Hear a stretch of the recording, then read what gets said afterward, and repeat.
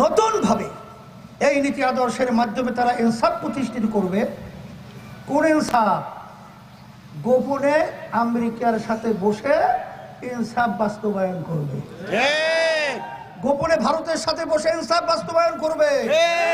আমরা ভারতের ইনসাফ দেখেছি, আমরা আমেরিকার ইনসাফ দেখেছি। ওই ইনসাফ বাংলার মানুষ আমরা দেখতে চাই না।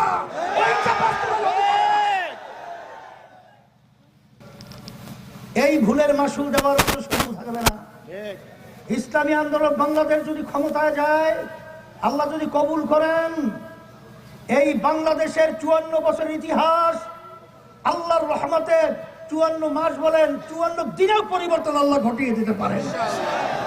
কারণ একদল কিন্তু নেমেছে, ওরা দেখতে মনে হয় যেন ফেরেশতা, ভিতরে শয়তানের বাসা। ওরা কিন্তু বিভিন্ন জায়গায় মিথ্যা অপপ্রচারের মাধ্যমে বিভিন্ন মার্কার পর্যন্ত পরিবর্তন ঘটায় এই ধোঁকাবাজদের মাধ্যমে। আর আমরা ধোঁকায় পড়তে চাই না, এদেরকে প্রতিহত করতে হবে। আর হাত পাকা প্রতীকের আমার এই লাঠি দিয়ে আমার হযরতের মাধ্যমে এই দুর্নীতিকে এই জমিন থেকে উৎখাত করতে হবে ইনশাআল্লাহ। আর একটা বিশেষ করে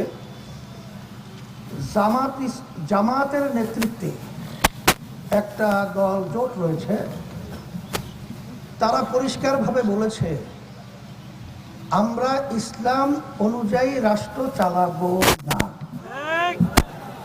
তারা রাষ্ট্র পরিচালনা করবে বর্তমানে যে প্রচলিত নিয়ম রয়েছে সেই নিয়ম অনুযায়ী তারা রাষ্ট্র পরিচালনা করবে।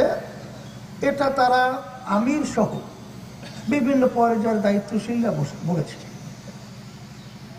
তারা যে এক হিন্দু প্রার্থী দিয়েছে কৃষ্ণ নন্দী, তাকে সাংবাদিকরা প্রশ্ন করছিল যে আপনারা এর সঙ্গে জোটবদ্ধ হলেন কেন বা এর সঙ্গে গেলেন কেন? তখন কৃষ্ণ নন্দী পরিষ্কার উত্তর দিয়েছে, জামাত তো ইসলামী দল না। ইসলামী দল বলে আপনি তাকে খাটো করতে চান কেন? জামাত তো ইসলামী দল না, ইসলাম বলে তাকে খাটো করতে চান কেন? একবার না কয়েক জায়গায় এটা বলেছে। তাদের সাথে জোটবদ্ধ কর্নেল অলি সাহেব পরিষ্কার বলেছেন